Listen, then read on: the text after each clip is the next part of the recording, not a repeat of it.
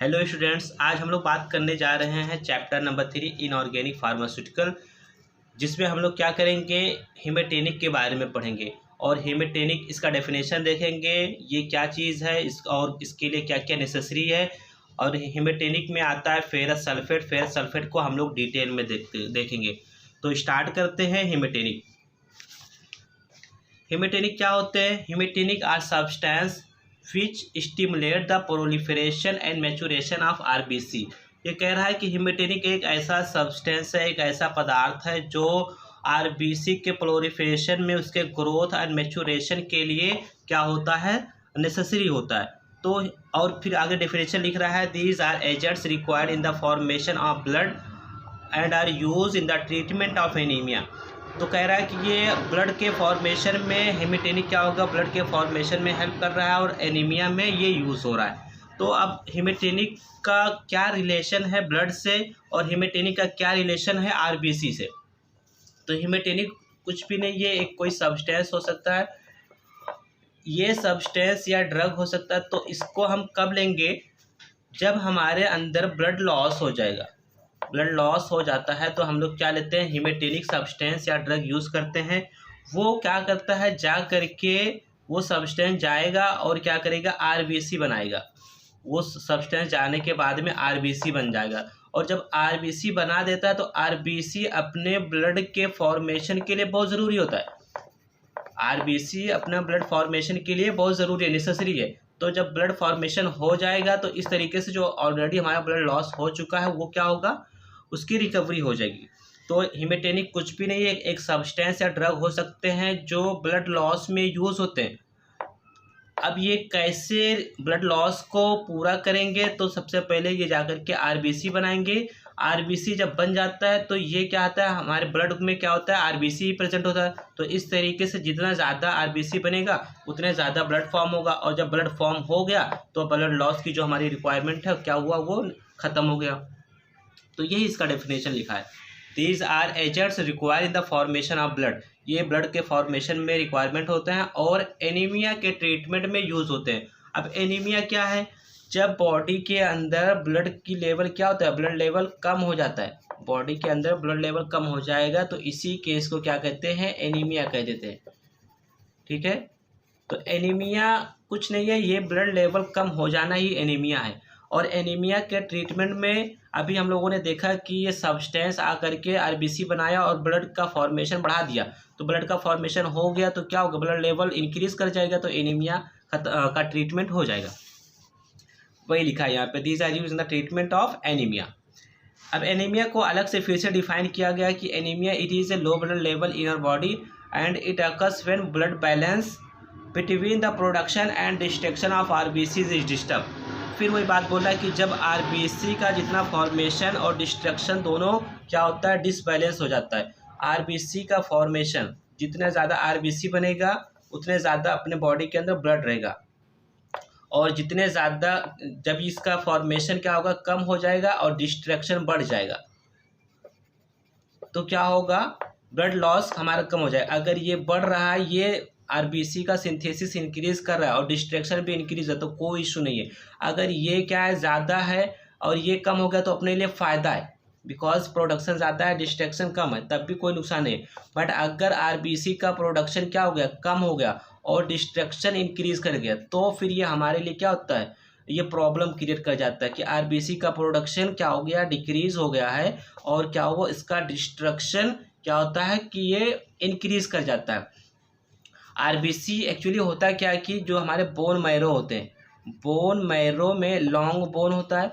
Long bone में क्या होता है, जैसे कि स्क्रीन पे दिख भी रहा होगा कि बोन मैरो है, बोन मैरो के अंदर आरबीसी का बनता है, आरबीसी बनता है। और आरबीसी 120 दिन के बाद में, 120 डेज के बाद में क्या होता है, ये स्प्लीन होता है। स्प्लीन एक ऑर्गन होता है जो स्टमक के ऊपर रहता है, जैसे स्क्रीन पे दिख रहा होगा कि, तो फिर ये स्प्लीन में जा करके क्या होता है, आरबीसी क्या होते हैं, ये डिस्ट्रॉय हो जाते हैं। तो वही यहाँ पे प्रोडक्शन होता है बोन मैरो के अंदर, और स्प्लीन में जाकर के वो क्या होते हैं, डिस्ट्रॉय हो जाते हैं। तो इसी वही बात यहाँ पे लिखा है कि क्या होता है, it is occurs when the balance between the production and destruction of RBCs is disturb, जितना प्रोडक्शन हो रहा है और जितना डिस्ट्रॉय हो रहा है उसमें क्या होता है, हो जाता है इम्बैलेंस आ जाता है। तो जिसकी वजह से क्या होता है कि हमारा आरबीसी क्या होता है, कम हो जाता है। ठीक, और आरबीसी कम हो गया तो एनीमिया हो जाता है, और एनीमिया हो गया तो हमें क्या लेना पड़ेगा, हेमेटोनिक लेना पड़ेगा। फिर लिखा है, क्या लिखा है, ब्लड लॉस। ब्लड लॉस को लिखा है एक्यूट या क्रोनिक। अगर हमारा ब्लड लॉस कम हो रहा है तो उसको एक्यूट कहते हैं, और ज़्यादा हो रहा है तो क्रोनिक कहते हैं। अब उसका रीज़न भी लिखा है कि हमारा जो ब्लड लॉस है वो क्यों क्यों होता है, उसका रीज़न क्या है। तो impaired red cell formation due to, जो आरबीसी का जो अभी हम लोगों ने पढ़ा कि वो क्या होता है, डिसबैलेंस हो जाता है, इम्बैलेंस हो जाता है प्रोडक्शन एंड डिस्ट्रैक्शन। तो क्या क्या रीज़न है, तो number 1 deficiency of essential factor that is iron, vitamin B12 and folic acid जिसको विटामिन B9 कहते हैं। तो ये तीनों फैक्टर आयरन की वजह से एंड विटामिन B12 की वजह से एंड फोलिक एसिड, ये अगर हमारे एसेंशियल हमारे डाइट में नहीं है, हमारे जो हम लोग न्यूट्रिशन ले रहे हैं उसमें नहीं है, तो जिसकी वजह से क्या होगा कि आरबीसी नहीं बनेगा, और आरबीसी नहीं बनेगा तो ब्लड नहीं बनेगा, और ब्लड नहीं बनेगा तो हमें क्या हो सकता है, हमारा ब्लड लॉस रहेगा। दूसरा क्या है, बोन मैरो डिप्रेशन जिसको हाइपोप्लास्टिक एनीमिया कहते हैं। तो बोन मैरो, जैसे कि स्क्रीन पे दिख रहा है कि एक लॉन्ग बोन है, और लॉन्ग बोन में क्या हो रहा है कि वहाँ पे आरबीसी का सिंथेसिस हो रहा है। सपोज ये कोई लॉन्ग बोन है, और लॉन्ग बोन में क्या होता है, यहाँ पे बोन मैरो है, और बोन मैरो में क्या होता है, आरबीसी का फॉर्मेशन होता है। ठीक है, फॉर्मेशन ऑफ आरबीसी। तो आरबीसी का फॉर्मेशन हो रहा था बोन मैरो के अंदर, और बोन मैरो का खुद का इसका क्या बोला, डिप्रेशन हो गया, ये खुद डिप्रेशन में है, तो जिसके वजह से क्या होगा, ये आरबीसी नहीं बनाएगा, और आरबीसी नहीं बनाएगा तो आरबीसी नहीं बनेगा हमारे, फिर क्या होगा, हमारा ब्लड कम हो जाएगा। तो वही लिखा है कि बोन मैरो डिप्रेशन जिसको हाइपोप्लास्टिक एनीमिया, दूसरा रीज़न ही हो गया। फिर और उसी में एक पॉइंट और लिख रहा है, एरिथ्रोपोएटिन डेफिशिएंसी। एक रीज़न ये भी हो सकता है कि एरिथ्रोपोएटिन अपने बॉडी के अंदर क्या हो, कम हो जाए। अब एरिथ्रोपोएटिन क्या है, ये एक हार्मोन है जो नेचुरली प्रोड्यूस होता है पेरीट्यूबुलर सेल ऑफ किडनी। जो किडनी में एक सेल होता है पेरीट्यूबुलर सेल, वहाँ से क्या होता है, वो पेरीट्यूबुलर सेल एरिथ्रोपोएटिन को क्या करता है, बनाता है। तो इसमें क्या होगा कि ये हार्मोन का डेफिशिएंसी हो जाएगी, और हार्मोन की डेफिशिएंसी होगी तो क्या होगा, आरबीसी नहीं बनेगा। इसका पूरा प्रोसेस ये है कि आरबीसी का दूसरा नाम होता है एरिथ्रोसाइट। आरबीसी का नाम क्या होता है, एरिथ्रोसाइट।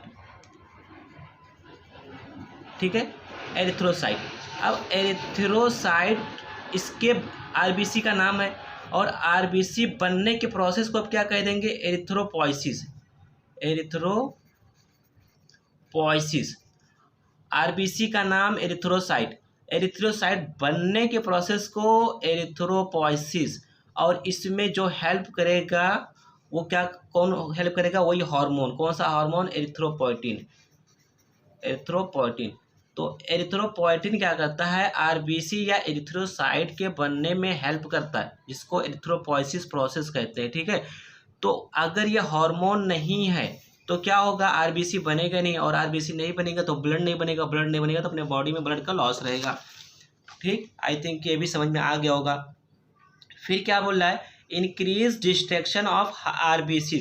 फिर वही बात बोल रहा है कि आरबीसी का डिस्ट्रैक्शन क्या हो जाए, इंक्रीज हो जाए। जैसे यहाँ पे अभी हम लोगों ने स्टार्टिंग में देखा था कि प्रोडक्शन कम है और डिस्ट्रैक्शन इंक्रीज कर गया, तो इस केस में भी क्या होगा, ब्लड लॉस रहेगा।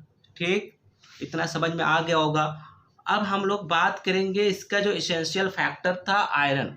ठीक है, आयरन को हम लोग डिटेल में पढ़ेंगे। तो आयरन क्या है, iron it is considered to be one of the essential constituent of the body. ये एक हमारे बॉडी का एक मेन कॉन्स्टिट्यूएंट है। Its usual content are about 45 milligram per KG body weight. Body weight के अकॉर्डिंग कितना होना चाहिए, 45 milligram. It form essential part of haemoglobin. जो हीमोग्लोबिन होता है अपने बॉडी के अंदर, हीमोग्लोबिन होता है, आरबीसी के अंदर हीमोग्लोबिन होता है, तो ये उसका भी पार्ट है।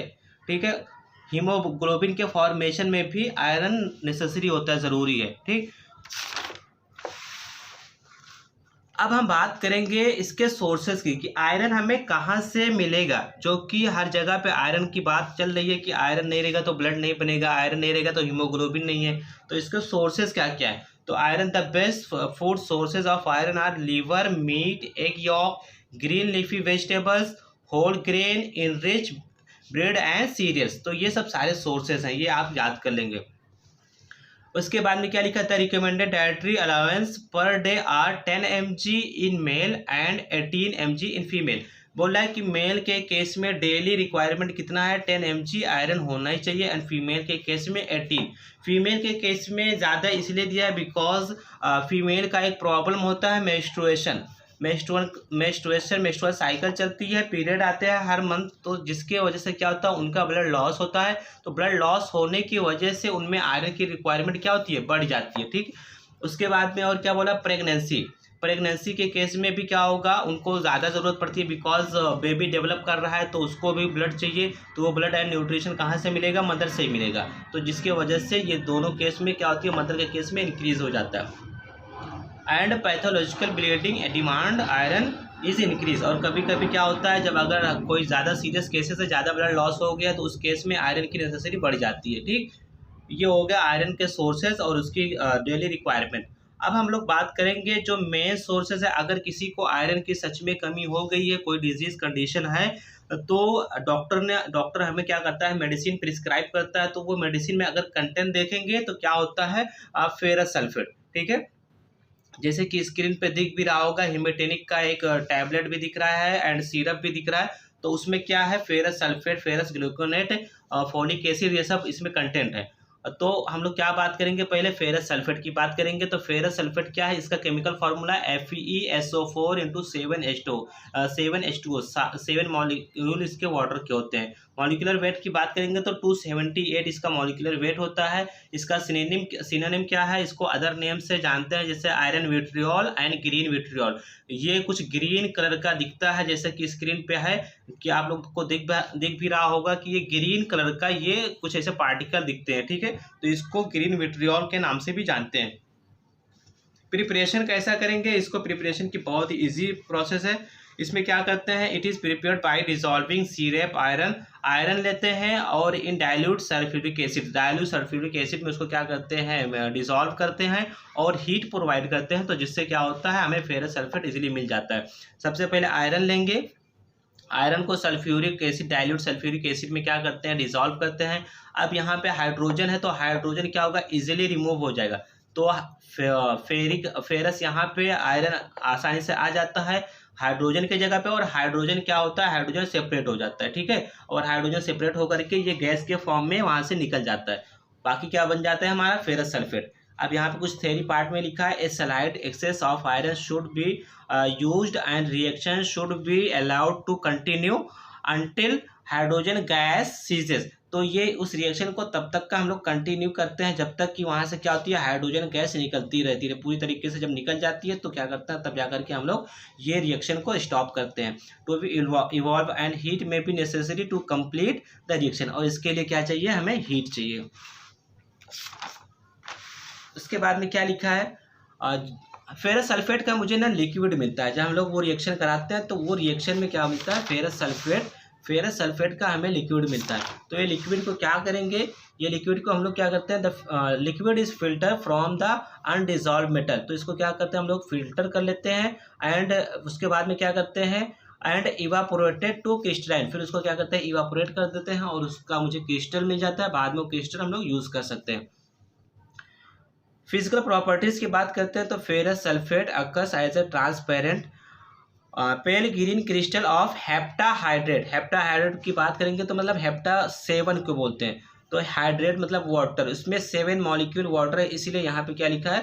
Pale green crystal of the heptahydrate. ठीक, ये हो गया। उसके बाद में it is orderless and has metallic astringent. और ये कैसा रहता है? ऑर्डरलेस रहता है, कुछ मेटेलिक एस्ट्रिंजेंट इसका टेस्ट रहता है मेटल की तरह। And it is freely soluble in water. ये वाटर में कैसा सॉल्युबल है। स्टोरेज की बात करेंगे तो ferrous sulphate should be kept in well close container and protect from direct sunlight. ये पहले की तरीके से जैसे कि हम लोग ऑलरेडी स्टोरेज पढ़ते हैं। नेक्स्ट बात करेंगे इसके यूजेस की। तो ferrous sulphate is use to treat and prevent in iron deficiency anaemia. Iron की वजह से हो रहा है एनीमिया, हो रहा है आयरन की वजह से हमारा ब्लड लॉस हो रहा है, तो इसलिए क्या होगा उसके ट्रीटमेंट में हम यूज़ करेंगे। ठीक है, आई थिंक आप सबको समझ में आ गया होगा। आप लोग कमेंट में लिखिए कैसा लगा आज का लेक्चर, और अपने फ्रेंड में शेयर कीजिए। ठीक है, और हमारे चैनल को लाइक सब्सक्राइब कीजिए। Thank you so much for watching. Next topic हम लोग बात करेंगे गैस्ट्रो इंटेस्टाइनल एजेंट की, जिसमें हम लोग क्या देखेंगे एंटासिड को। ठीक है, तो एंटासिड भी कुछ दिन में 2-3 दिन के अंदर इसका भी लेक्चर आ जाएगा, तो आप लोग क्या करेंगे इसको भी देख लेंगे।